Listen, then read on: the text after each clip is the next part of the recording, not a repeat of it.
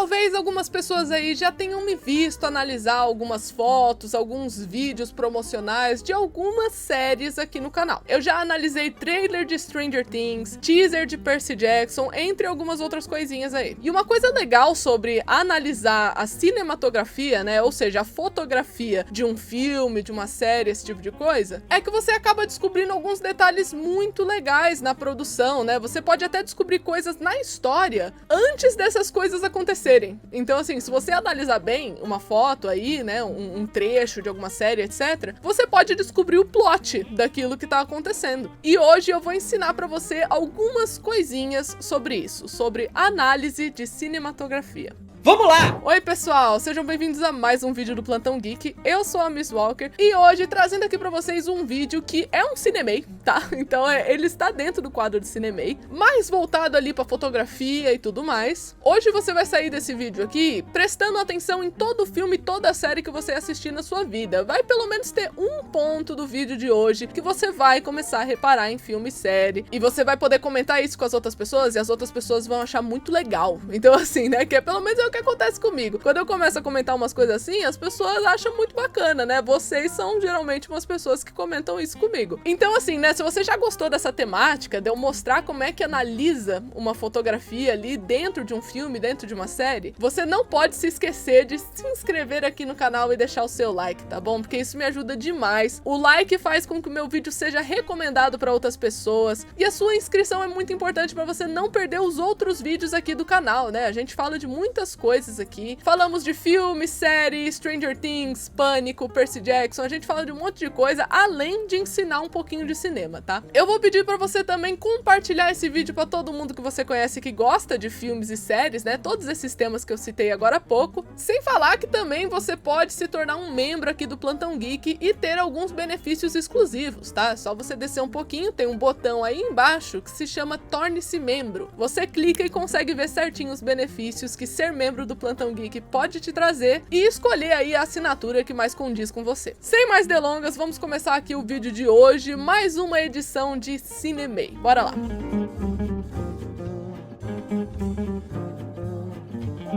Gente, o primeiro adendo que eu tenho a falar aqui, que é impossível eu ensinar absolutamente tudo sobre análise cinematográfica aqui no YouTube, tá? Não dá pra eu fazer isso. Isso porque você vai perceber que cada um dos tópicos que eu mencionar aqui, né, que compõem uma análise, dá pra você fazer um vídeo sobre cada um desses tópicos, só pra vocês terem uma ideia. Um vídeo de meia hora ainda sobre cada um deles. Então, o que a gente vai fazer aqui? Eu vou dar uma pincelada nos assuntos pra vocês entenderem as coisas que são analisadas, junto com alguns exemplos, né, para vocês compreenderem o porquê que isso é analisado. Mas eu tô falando tudo isso para vocês já terem em mente que não se resume a apenas isso e apenas os exemplos que eu vou dar nesse vídeo, uma análise cinematográfica, tá bom? Não dá para eu colocar isso tudo num vídeo, quero que fique isso muito claro. Beleza, mané! Começando agora oficialmente o conteúdo do vídeo, né? Toda vez que a gente vai analisar a cinematografia de um filme, de uma série, minissérie, novela, animação, tá? Porque a animação também entra em fotografia aqui. A gente deve prestar atenção em 7 coisinhas que a gente assiste, que está presente ali na cena. Essas 7 coisas estão em todas as cenas, tá bom? E cada uma dessas coisas tem um significado, né? Dentro desses tópicos existem mais tópicos que a gente vai abordar tudo no vídeo de hoje. Mas é importante você saber que a análise de cinematografia é uma análise desses 7 tópicos, né? Dessas 7 coisinhas. Você não pode analisar apenas um desses tópicos e chegar numa conclusão com a sua fotografia. É necessária aí uma conversa entre os 7 tópicos para que a análise seja feita. O primeiro tópico a se prestar atenção aí, que a gente vai começar aqui no vídeo de hoje, seria enquadramento ou planos. Sim, você precisa prestar atenção em qual enquadramento ou plano, né? Você pode chamar ou plano ou enquadramento aí, está sendo mostrado para você naquela cena específica. Cada vez que for trocar a cena ali, né? Você vai ter que prestar atenção no enquadramento de novo, né? Se você quiser analisar o negócio. E novamente lembrando aqui, eu não vou falar de todos os enquadramentos existentes no mundo do cinema. Eu selecionei alguns e eu vou falar e dar exemplos deles, tá?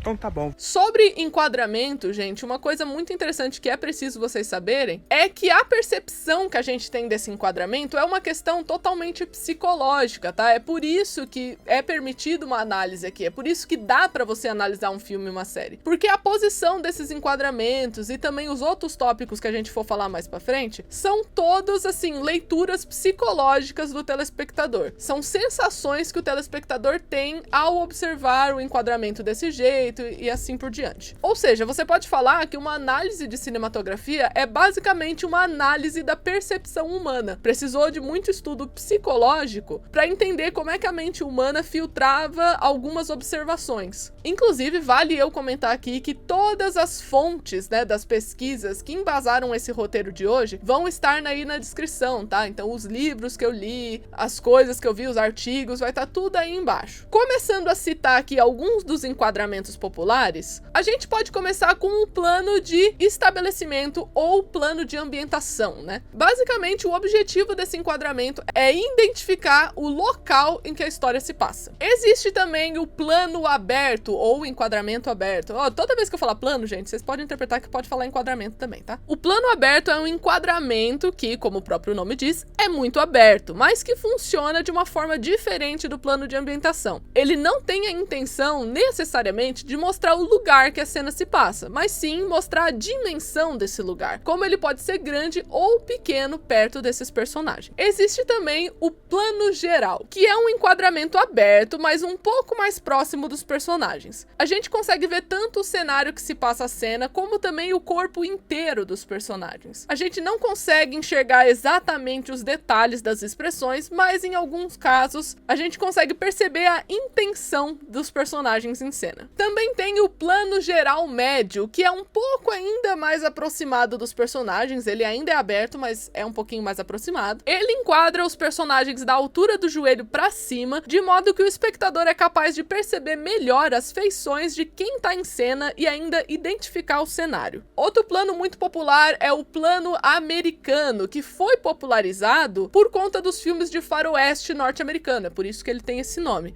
Esse enquadramento é um pouco mais fechadinho e ele tem foco em mostrar da coxa pra cima do personagem. Ele não foca tanto no cenário, só foca mais no personagem mesmo. Existe também o plano médio, atenção, não é plano geral médio, tá? É só plano médio. E nesse enquadramento, o personagem é mostrado da cintura pra cima. É uma opção boa pra focar no personagem, captar mais as suas expressões e ainda localizar o espectador com alguns elementos do ambiente. E por último, a gente tem outros 3 tipos de close-up. Tem o close-up médio, que seria mostrar o personagem do peito pra cima, sendo um pouco mais próximo que o plano médio, né? Então ele é bom pra quando você quer dar atenção a diálogos. Ele é muito comum esse tipo de enquadramento. Você tem o close-up normal, né? Que é só simplesmente close-up, que é um enquadramento mais fechado no rosto. Basicamente, o rosto do personagem ocupa o plano inteiro, né? A tela toda. E em alguns casos, a gente ainda consegue ver parte do ombro dele, né? Não tem muita informação de cenário nesse caso. E por último tem o close-up extremo, que é um enquadramento que não filma apenas o rosto, mas se aproxima muito mais de algum detalhe desse mesmo rosto. Ele pode realçar de forma minuciosa um olhar, uma expressão mais específica, e também pode ser usado para filmar objetos, e nesse caso o nome do enquadramento muda, virando assim plano detalhe. Indo agora para o nosso segundo tópico que a gente precisa analisar aqui, precisamos falar sobre ângulos, porque também é importante saber como a sua câmera vai ser posicionada nesse sentido, né? Porque isso afeta muito a nossa percepção. Começando com o ângulo normal, né? O ângulo normal é quando a câmera está aqui na altura dos olhos do ator, ou então tá na mesma altura de algum objeto e tudo mais. Nós também temos o ângulo plongier, que é uma palavra francesa aí, toda diferentona, né? E o enquadramento da imagem é feito de cima para baixo, com a câmera acima do nível do objeto filmado. Como resultado, a gente tem a sensação que esse objeto ou personagem é inferior em relação ao outro. Existe também o contra-plongier, que é basicamente o contrário disso, né? É um enquadramento de imagem feito de baixo para cima, geralmente abaixo do nível dos olhos do espectador, resultando assim numa sensação de superioridade, né? Totalmente contrário do anterior. A gente também tem o zenital, que é onde a câmera aponta totalmente para baixo, e tem o contrazenital, que é contra essa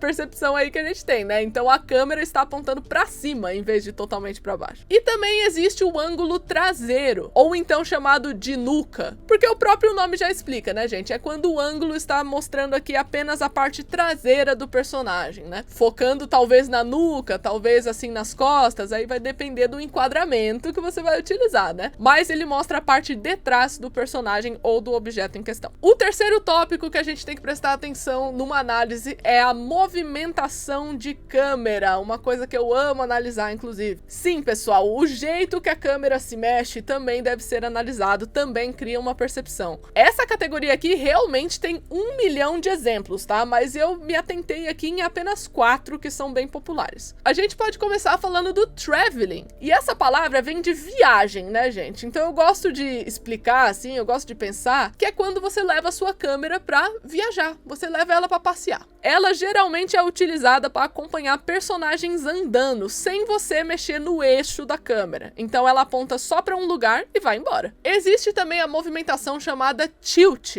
Essa daqui é quando a câmera move apenas o eixo, filmando de cima para baixo ou de baixo para cima. Geralmente ela é utilizada em ambientações ou para situar alguma coisa. Uma outra interpretação que o tilt pode fornecer para alguém é engrandecer um personagem, engrandecer uma situação. Sabe, por exemplo, quando você tem aquelas cenas que começa no pé do personagem e vai subindo assim até o rosto, pra meio que você conseguir observar todos os detalhes daquele personagem, é pra você dar uma grandeza pra ele, né? Um certo poder. Então essa movimentação é bem popular também. E existe também o circular, a movimentação circular, que é o meu tipo favorito. Eu amo, eu tenho assim uma sensação muito boa quando eu vejo esse tipo de movimentação, porque ela serve pra você literalmente girar em torno do seu alvo, né? A sensação que isso passa geralmente é de pressão ou de constatação de alguma coisa, né? Quando tudo gira em torno do personagem, quase que literalmente. Então geralmente é aquele momento de constatação, sabe? Que o personagem descobre alguma coisa e essa coisa dá uma pressão enorme nele, aí a câmera fica girando em torno, sabe? Alguma coisa muito importante acontecendo, ou que ele tá tendo que prestar atenção em muitas coisas ao mesmo tempo. Eu amo esse tipo de enquadramento, gente. E por último, o exemplo que eu peguei aqui é a movimentação truck, que é quando a câmera se movimenta de forma lateral. Geralmente ela é utilizada para ambientação ou para acompanhar algum personagem. Então geralmente o personagem ele tá andando e a câmera tá filmando ele de ladinho assim, andando em alguma situação, você utiliza o truck. Entendi.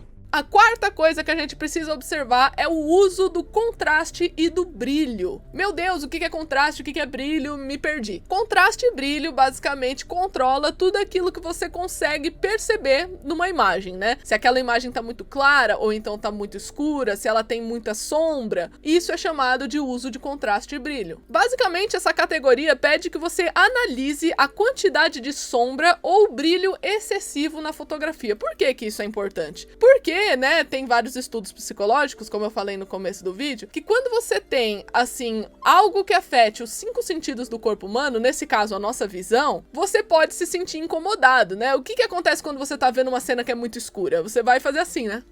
Pra tentar enxergar. Você fecha mais o seu olho, né? Que é uma coisa engraçada. Mas enfim, você vai tentar forçar a sua vista pra você enxergar. Ou então, quando tem uma coisa muito clara apontada na sua direção. Você já tentou olhar pro sol pra ver o que acontece? Você vai fazer assim, né? Você não vai conseguir olhar. Por quê? Aquilo te incomoda. Traz uma reação do seu corpo de alguma forma. O mesmo sentido é aplicado na cinematografia. Geralmente, quando você tem muita sombra em alguma coisa, remete a um lado misterioso de um personagem, a algo que está oculto, que você não está vendo direito. Então é por isso que tem essa percepção, né? Tem algo a mais ali, só que você não tá conseguindo enxergar. Ao mesmo tempo, quando você tem muito brilho, assim, que ofusca alguma coisa, ele te dá a sensação de sobrenatural, né? É algo que não é normal, porque o normal é você conseguir observar todos todos os detalhes. Se você não tá conseguindo, se aquilo tá ofuscando, é porque deve ter algo a mais ali. Deve ser algo que você não consegue compreender ainda. E é por isso que, por vezes, essa não compreensão é associada a sobrenatural. Outro uso bem comum é geralmente quando você utiliza muitas sombras ali nas extremidades da fotografia. Quando você tem essa combinação de muita sombra na extremidade, ao mesmo tempo que a imagem é um pouco menos nítida, né? Ela é mais borradinha, geralmente isso remete a memórias, a flashbacks, né? Isso porque a memória pode ser algo bem frágil pro ser humano, né? Pode ser algo assim que algumas coisas você não vai lembrar totalmente. E essa é a percepção visual dos flashbacks também. A quinta coisa a se analisar, geralmente, é o que as pessoas mais prestam atenção em cinematografia. Só que olha só, é o nosso número 5. Então as pessoas começam pelo número 5, né? Já começa por aí. Eu estou falando aqui de acordos cromáticos, ou melhor dizendo, né, num nome mais fácil, as cores presentes ali na fotografia. E, gente, tem um vídeo inteiro no canal sobre isso, tá? Que eu vou deixar aqui no card, então eu vou pincelar só um pouco sobre esse assunto, porque já temos um vídeo sobre. Essa é a parte que todo mundo mais conhece da análise cinematográfica, né? Porque é o que você mais vê com facilidade, as cores predominantes ali. E veja bem, eu falei cores predominantes ali, porque em todo enquadramento você tem mais de uma cor presente. É por isso que é chamado de acordo cromático, porque você nunca tem uma cor isolada, você tem no mínimo 3. Isso porque todas as cores, tirando as primárias, são combinações umas das outras. Não é à toa que quando a gente tá crescendo, né, às vezes a gente tá na infância, a gente vê músicas infantis que falam sobre a mistura das cores que dão outras cores.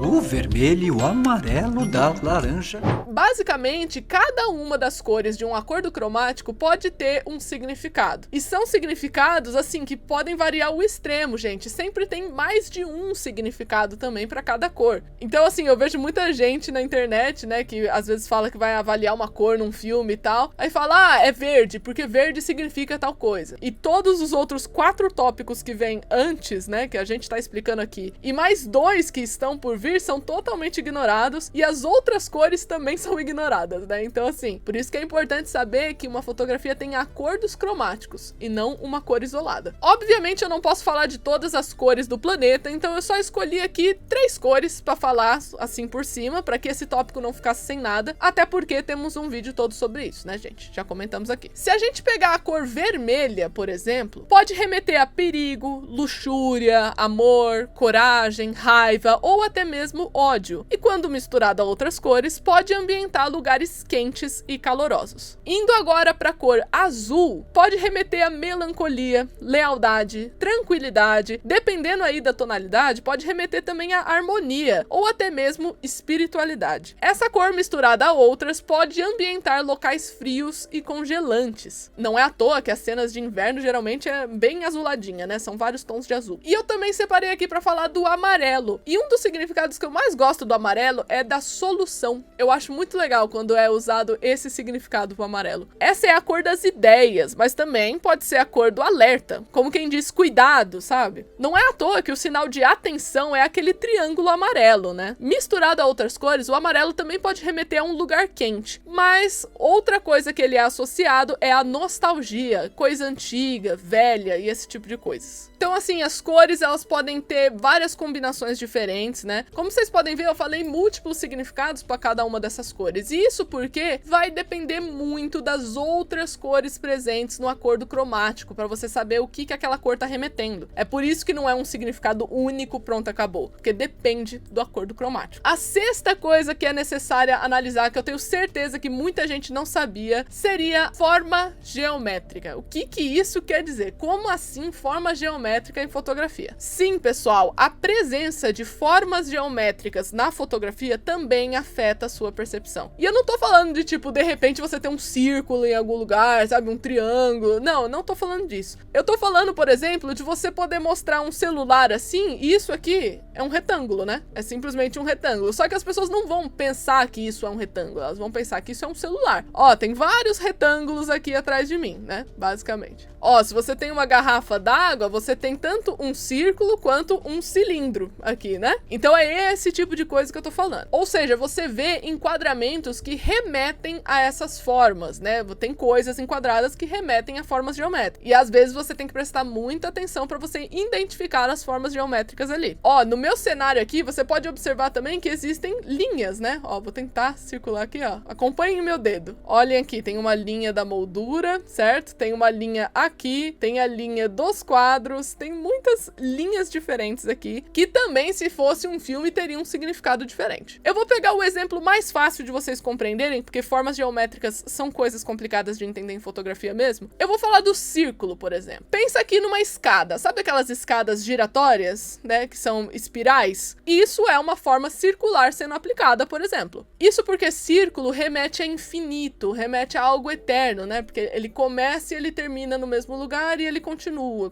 dessa forma. Então, por vezes, se você filma uma escada, né, assim, coloca uma filmagem de cima para baixo, mostrando essa escada circular, pode remeter que aquilo ali não tem fim. Então, de repente, você pode criar uma sensação de suspense apenas utilizando uma forma geométrica. Então, assim, cada forma tem um significado diferente. Eu já falei de alguma delas em análises de trailer, né? Eu vou deixar aqui uma análise do trailer do Victor Creel, de Stranger Things. É um teaser que saiu na época que eu falei, por exemplo, muito do uso de linhas. E aí eu comentei bastante desse assunto lá e eu expliquei um pouquinho do uso de linhas. Então, assim, gente, novamente, existem muitas formas geométricas com significados profundos que levaria muito tempo aqui do vídeo para explicar, então eu estou tentando ser objetiva. Muito obrigado, muito obrigado.